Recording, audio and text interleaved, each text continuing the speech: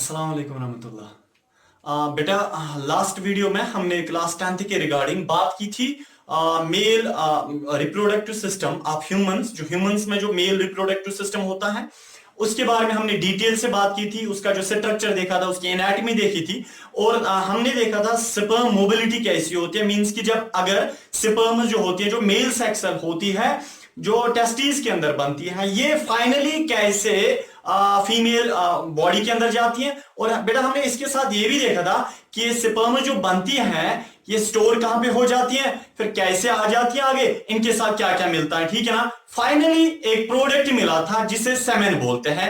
Means के जो sperm होती है वो जब टेस्टिस से निकलती है और बीच में उनको एक पानी साथ मिलता है जिसे सेमाइनल फ्लूइड बोलते हैं। ये दो चीजें मिलने के बाद सेमेन बनाता है और जो ये सेमेन बना फाइनली बेटा इसके साथ प्रोस्टेटिक फ्लूइड मिलता है और जो ही ये सेमेन और प्रोस्टेटिक फ्लूइड मिलके आगे जाता है बल्बो यूरिथ्रल ग्लैंड से एक और यानी कि वहां पे फ्लूइड मिलता है जिसे म्यूक्स बोलते हैं। फाइनली फिर ये यूरिथ्रा में, पेनाइल यूरिथ्रा में, और ये इसी के साथ ये जो सेक्स सेल्स या सेमेन जो है फीमेल बॉडी के अंदर चली जाती हैं। बेटा इधर देखिए, तो ह्यूमन मेल रिप्रोडक्टिव सिस्टम हमने उसको डिटेल से देखा था, पढ़ा था। अब देखिए बेटा, और वहां पे मैंने बात की थी पिछले वाली वीडियो में, मैंने बताया था आपसे कि जो टेस्टिस होती हैं असल में यहां ही सेक्स सेल्स बनती हैं। जो टेस्टिस होती हैं मेल सेक्स सेल्स टेस्टिस के ही अंदर बनती हैं। उस वक्त बेटा अगर हम थोड़ा सा पिछला वाला देखेंगे, जैसे बेटा अगर हमारे पास ये एक टेस्टिस है, ठीक है ना, जिसे हम टेस्टिकल भी बोलते हैं, और टेस्टिकल के अंदर बहुत सारे कंपार्टमेंट्स होते हैं बेटा। उन कंपार्टमेंट्स को हम क्या बोलते हैं? टेस्टिकुलर लॉब्यूल्स। हर टेस्टिकुलर लॉब्यूल के अंदर सेमनीफेरस ट्यूब्यूल होता है। याद रखिए बेटा, ये जो सेमनीफेरस ट्यूब्यूल है इसको हम बाहर निकालेंगे, ठीक है ना। ये है बेटा सेमनीफेरस ट्यूब्यूल, ठीक है। इस सेमनीफेरस ट्यूब्यूल के अंदर दो किस्म की सेल्स होती हैं। एक वाली किस्म की सेल जो होती है उसको हम बेटा बोलते हैं जो सुपरमैटोगोनिया सेल, ठीक है ना, सुपरमैटोगोनिया सेल। और दूसरी किस्म की जो सेल होती है बेटा उसको हम बोलते हैं सर्टोली सेल। याद रखिए, सुपरमैटोगोनिया सेल और सर्टोली सेल, ये दो किस्म की सेल्स होती है सेमिनिफेरस ट्यूब्यूल के अंदर। वो सेमिनिफेरस ट्यूब्यूल टेस्टिकुलर लॉब्यूल में होता है, टेस्टिकुलर लॉब्यूल टेस्टिस के अंदर होता है, टेस्टिस मेल्स में पाई जाती है सरोटम के अंदर, ठीक है ना बेटा। देखिए इस सेमनीफेरस ट्यूब्यूल के अंदर जो सुपरमैटोगोनिया सेल है ये सेक्स सेल्स बनाती रहती है 24/7। ये सेक्स सेल्स बनाती रहती हैं बेटा। सेक्स सेल जब इसके अंदर बन गई वो कहां पे जाते हैं? इस स्पेस में, सेमनीफेरस ट्यूब्यूल के अंदर जो स्पेस होती है इसमें सेक्स सेल जाती है। अब देखिए बेटा, इसी सेक्स सेल का हम देखेंगे स्ट्रक्चर। जो मेल सेक्स सेल होती है वो टैडपोल लाइक होती है, हम उसका स्ट्रक्चर देखेंगे, ठीक है ना बेटा। अब देखिए, अब ये जो दूसरी किस्म की वहां पे सेल है जिसको हम बोलते हैं Sertoli cell, it is only mean for nourishment for sperm cells, ठीक है ना। Nourishment, it provide nourishment to sperm cells. ये स्पर्म सेल्स को नॉरिशमेंट प्रोवाइड करते हैं, ठीक है ना बेटा। अब देखिए जो सेक्स सेल्स बनी कहां पे? टेस्टिस के अंदर। हम बताएंगे टेस्टिस के जो सेमनीफेरस ट्यूब्यूल है उनके अंदर जो सेक्स सेल बनी बेटा, याद रखिए उस सेक्स सेल का स्ट्रक्चर कुछ ऐसा होता है, ठीक है ना। अब देखिए सबसे पहले हम इसके पार्ट्स की ओर देखेंगे, ठीक है ना बेटा। अब देखिए पहला जो पार्ट होता है वो है बेटा ये वाला पार्ट, ठीक है ना। इसको हम बोलते हैं हेड। क्या बोलते हैं बेटा? हेड, ठीक है। अब देखिए दूसरा जो पार्ट है बेटा इसको हम बोलते हैं, ये वाला पार्ट, ये इसको हम बोलते हैं नेक, NECK, नेक। ये वाली जैसे हमारी गर्दन होती है बिल्कुल इसके पास भी गर्दन होती है। यह है बेटा नेक, और नेक के बाद यह है बेटा मिडल पीस। यहां से लेके यहां तक ये वाला कौन सा पीस है? Middle piece, MIDDLE, middle PIC piece. याद रखिए बेटा स्पर्म का हम स्ट्रक्चर पढ़ रहे हैं। सुपरमैटोजून बोलो इसे, स्पर्म बोलो, या मेल सेक्स सेल बोलो, ठीक है ना। अब देखिए इस मेल सेक्स सेल जो टेस्टिस के अंदर बनती है उसका स्ट्रक्चर ऐसा होता है। पहला पार्ट हेड, दूसरा पार्ट नेक, तीसरा पार्ट मिडल पीस और चौथा पार्ट है बेटा ये वाला। देखिए यहां से लेके बराबर यहां इस एंड तक, इसको हम बोलते हैं टेल भी बोलो या फ्लैजिला भी बोलो, FLEGELLA, फ्लैजिला, ठीक है ना। चलिए अब देखिए बेटा जो हेड होता है स्पर्म का, ये बल्जिड पार्ट होता है, ये मोटा पार्ट होता है, ठीक है ना। अब देखिए इस हेड में बहुत सारे सब पार्ट्स होते हैं। हमारी एब्डोमेन एक पार्ट है, बट हाँ या हमारा हेड एक पार्ट है। हेड में बहुत सारे पार्ट्स हैं, कैसे नोज, आईज, ईयर, ठीक है ना बेटा। इसी तरह जो हेड होता है स्पर्म का, इसमें बहुत सारे पार्ट्स हैं। जैसे इसमें बेटा ये होता है पहले न्यूक्लियस, NUCLEUS, न्यूक्लियस, ठीक है ना। इसका मतलब sperm is a nucleated cell, sperm एक न्यूक्लिएटेड सेल होते हैं, इसमें न्यूक्लियस पाया जाता है। यह बेटा हेड में न्यूक्लियस होता है। इस न्यूक्लियस के ऊपर से रेड कलर का मैंने यहां पे बनाया मटेरियल, इसको बेटा हम बोलते हैं एक्रोसोम, ACROSOME, एक्रोसोम, ठीक है। अब एक्रोसोम के ऊपर से कवरिंग होती है जिसे हम एक्रोसोमल कैप बोलते हैं, ठीक है ना। क्या बोलते हैं? एक्रोसोमल कैप बोलते हैं, ACROSOMAL, एक्रोसोमल कैप। क्लियर? चलिए याद रखिए एक्रोसोमल कैप के ऊपर बेटा ऐसे रिसेप्टर्स होते हैं। क्या होते हैं? रिसेप्टर्स बेटा होते हैं। इन रिसेप्टर्स ये मेल्स में होते हैं, मेल स्पर्म के ऊपर ये रिसेप्टर्स होते हैं। इन रिसेप्टर्स का जो नाम है वो है बेटा anti fertilising receptors, anti fertilising receptors, RECPTOS receptors. इनको याद रखिए बेटा, जब हम फीमेल सेक्स सेल पढ़ेंगे उसके बाद फर्टिलाइजेशन में बहुत काम उसमें आते हैं। इधर के एंटी फर्टिलाइजर रिसेप्टर्स, चाहे हम इन्हें बोलेंगे या ZP3 रिसेप्टर्स बोलो। देखिए बेटा ZP3 हम इन्हें इसीलिए बोलते हैं, Z का मतलब होता है जूना पैलिसूडा, वो फीमेल सेक्स सेल का एक पार्ट होता है, तब जाके वहां हम देखेंगे ZP3 जूना पैलिसूडा प्रोटीन 3 रिसेप्टर्स हम इन्हें बोलते हैं। ZP3 का मतलब जूना पैलिसूडा प्रोटीन 3 रिसेप्टर्स, ठीक है ना। चलिए ये हो गया बेटा हेड का ये स्ट्रक्चर। उसके बाद जो नेक है बेटा, नेक में 2 सेंट्रियोल्स होते हैं। सेंट्रियोल एक ऐसा सेल ऑर्गेनेली होता है जो एनिमल सेल में ही पाया जाता है। आपको याद होगा, आपने 9th क्लास 8th क्लास में पढ़ा होगा। अगर आप क्लास 12th के बच्चे हैं तब आपने क्लास 11th में भी पढ़ा होगा कि जो सेंट्रियोल होता है इसका कुछ व्हील का स्ट्रक्चर अंदर से होता है, और सेंट्रियोल सेल डिवीजन के लिए होता है। सेंट्रियोल स्पिंडल फाइबर्स बनाता है, मींस कि वो धागा जैसा बनाता है। कौन? सेंट्रियोल, ठीक है ना। अब देखिए इसी तरह जो स्पर्म का जो नेक होता है, दूसरा पार्ट जो नेक होता है, नेक में 2 सेंट्रियोल्स होते हैं, ठीक है। एक ऊपर वाले सेंट्रियोल को हम बोलते हैं proximal centriole, PROXIMAL, proximal centriole. Centriole एक सेल ऑर्गेनेल है, याद रखिए। और दूसरा वाला सेल और ये सेंट्रियोल जो है बेटा, उसका नाम है distiller centriole, DISTILLED, distiller centriole, ठीक है ना। चलिए देखिए इसको कैसे याद रखेंगे, पहला डिस्टिलर वाला है या पहला प्रॉक्सिमल वाला है। देखिए बेटा अगर हम यहां से हमने स्टार्ट किया, ठीक, पहला कौन सा है? Proximal, P for proximal, P for पहले, ये पहले आता है। और ये है दूसरे नंबर पे, D for distiller centriole, D for दूरी पे है, या दूसरा जो है D फॉर दूसरा, D फॉर दूरी पे है, D फॉर डिस्टिलर, ठीक है। चलिए इधर रखें।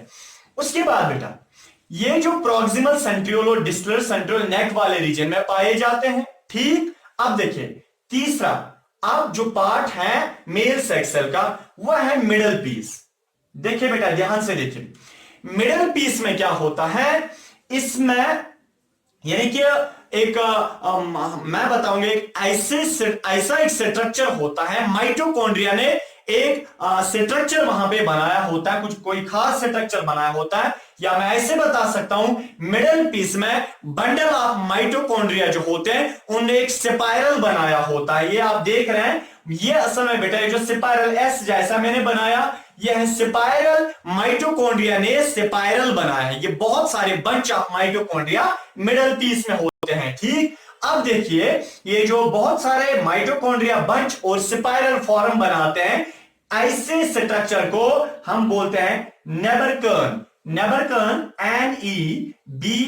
NEBERKER, नेबरकर्न। ठीक है बेटा, चलिए उसके बाद ये आपको रेड क्या दिखाई दे रहा है बेटा, इन ये रेड वाले जो हैं, ठीक, ये जो रेड वाले हैं इनको असल में बेटा हम बोलते हैं एक्साइल फिलामेंट्स। ठीक है ना, एक्साइल फिलामेंट्स। ये एक्साइल फिलामेंट्स स्टार्ट होते हैं नेक के एंड से, नेक के एंड से डिस्टिलड सेंट्रियोल से स्टार्ट होते हैं। असल में डिस्टिलड सेंट्रियोल से ही बनते हैं ये एक्साइल फिलामेंट्स। ठीक है ना, और ये खत्म होते हैं टेल के एंड पे। ठीक, चलिए ये जो बेटा मिडल पीस होता है, जब मिडल पीस का एंड होता है और टेल का स्टार्ट होता है, वो रीजन यहां पे है। जैसे मैं आपको बता सकता हूं ये हेड का एंड यहां पे होता है और ये नेक का स्टार्ट होता है। हेड के एंड और नेक के स्टार्ट पे क्या होता है, एडमस एप्पल होता है। इसी तरह ये मिडल पीस है, इसका जहां पे एंड होता है और वहां से टेल स्टार्ट होती है। मिडल पीस के एंड और टेल के स्टार्ट पे एक रिंग जैसी होती है, उसी बेटा वो ऐसे एक रिंग जैसी होती है, उसी रिंग में पास होते हैं एक्साइल फिलामेंट्स। याद रखिए इस रिंग को हम बोलते हैं एन्यूलस। क्या बोलते हैं बेटा, एन्यूलस। यहां पे हम ऐसे लिख सकते हैं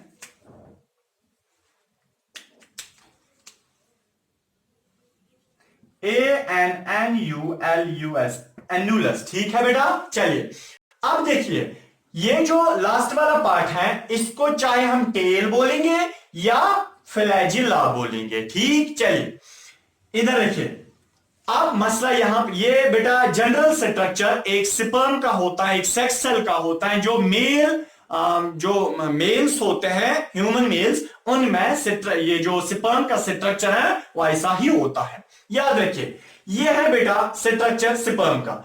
अब सबसे पहले ये एंटी फर्टिलाइजर रिसेप्टर्स, इनका काम क्या होता है बेटा, मैं थोड़ा सा यहां पे आपको बताऊंगा क्योंकि असल में ये फर्टिलाइजेशन में पढ़ना है। देखिए बेटा अलग अलग स्पीशीज में अलग अलग किस्म के एंटी फर्टिलाइजर रिसेप्टर्स होते हैं। आपने कभी नहीं सुना होगा कि एक गधे से इंसान पैदा हो गया या एक इंसान से एक गधा पैदा हो गया, क्योंकि बेटा जब मेल सेक्स सेल और फीमेल सेक्स सेल मिलती है उस वक्त फीमेल सेक्स सेल जो है वो डिटेक्ट करती है कि जो स्पर्म वहां से आई, जो मेल की स्पर्म आई, क्या ये अपनी ही स्पीशीज की है या किसी अदर स्पीशीज की है। अगर अदर स्पीशीज की होगी उस स्पर्म को फिर रिजेक्ट किया जाता है। अगर यानी कि अपनी किस्म की स्पीशीज है कि स्पर्म है तब उसको एक्सेप्ट किया जाता है। जैसे बेटा याद रखिए अगर ह्यूमन फीमेल के अंदर हम इंसर्ट करेंगे, डालेंगे, क्या डालेंगे, यानी कि अदर स्पीशीज की जो एनिमल्स होते हैं, वाइल्ड एनिमल की स्पर्म डालेंगे, आपको पता है ह्यूमन फीमेल जो है वो जल्दी उन स्पर्म्स को रिजेक्ट करेगी, क्योंकि ह्यूमन फीमेल के अंदर जो सेक्स सेल है वो डिटेक्ट करती हैं कि जो स्पर्म आई क्या ये अपनी ही स्पीशीज की है या अदर की है। अगर अपनी स्पीशीज की इंसान की स्पर्म है तब उसको एक्सेप्ट किया जाएगा और अगर नहीं है तब रिजेक्ट किया जाएगा। और ऐसा स्पर्म में क्या होता है जिसको डिटेक्ट किया जाता है, वो यही एंटी फर्टिलाइजिंग रिसेप्टर्स होते हैं। ठीक है, इसका मतलब anti fertilising receptors are meant for species specific reaction. ठीक है ना, अब देखिए ये क्लियर हो गया। चलिए दूसरा है बेटा एक्रोसोम। ठीक है ना, देखिए ये एक्रोसोम बड़ा इंपॉर्टेंट है बेटा। एक्रोसोम जो है ये असल में एक एंजाइम, दो एंजाइम से सिक्रीट करता है। एक मशहूर एंजाइम जो है बेटा उसका नाम है हाई एलुरोनिडेस एंजाइम। ठीक है, एक्रोसोम जो है मैं यहां पे लिख सकता हूं acrosome secretes hyaluronidase enzyme, HYALU hyaluronidase enzyme. Hyaluronidase enzyme कौन सिक्रीट करता है बेटा, वो ये करता है एक्रोसोम। ठीक है, देखिए हाई एलुरोनिडेज क्या होता है, असल में जो फीमेल सेक्स सेल होती है, जब हम उसका स्ट्रक्चर देखेंगे, फीमेल सेक्स सेल में जो सेल्स होती हैं ऊपर से वो बहुत टाइटली पैक्ड होती हैं। उन टाइटली पैक्ड सेल्स को क्या करना है, उनको तोड़ना है ताकि स्पर्म ताकि ये जो स्पर्म है ये फीमेल सेक्स सेल के अंदर घुस जाए। कैसे घुसेगी, पहले स्पर्म का एक्रोसोम जो है, एक्रोसोम क्या निकालता है, हाई एलुरोनिडेज एंजाइम।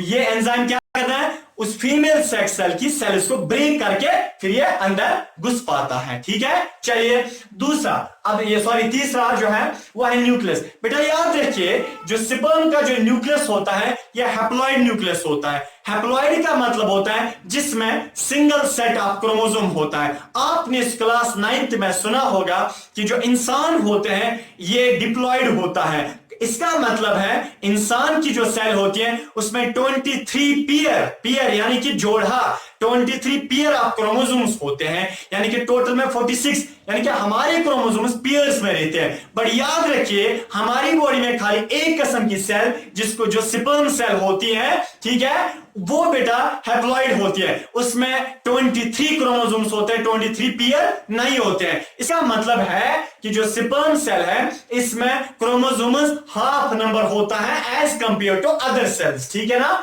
ये बेटा जो मैंने यहां पे बनाया ये है हैप्लॉइड क्रोमोसोम्स, इसमें या मैं बता सकता हूं सिंगल सेट ऑफ क्रोमोसोम इसमें पाया जाता है जो बाप से आया। अगर ये फादर की स्पर्म है और वहां से मदर का हुआ है, जब वो मिलेंगे फिर उसके बाद एक बच्चा बनेगा। बच्चे में कौन से क्रोमोसोम्स होते हैं, बाप के भी और मां के भी। बेटा इस वक्त जो यहां पे ये जो स्पर्म का न्यूक्लियस है इसमें क्रोमोसोम जो है वो हाफ नंबर है, हैप्लॉइड 1n है क्रोमोसोम और ये बाप के क्रोमोसोम है। ठीक है बेटा, चलिए उसके बाद देखिए बेटा मिडल पीस जो होता है, नेक जो होता है स्पर्म का, स्पर्म का जो नेक होता है उस नेक में 2 सेंट्रियोल्स होते हैं। पहला वाला जो सेंट्रियोल है बेटा इसका नाम जो है वो है प्रॉक्सिमल सेंट्रियोल। ठीक है, प्रॉक्सिमल सेंट्रियोल का काम ये होता है कि जब ये मेल सेक्स सेल मिलती है फीमेल सेक्स सेल के साथ, आपने क्लास 8th में बेटा पेज नंबर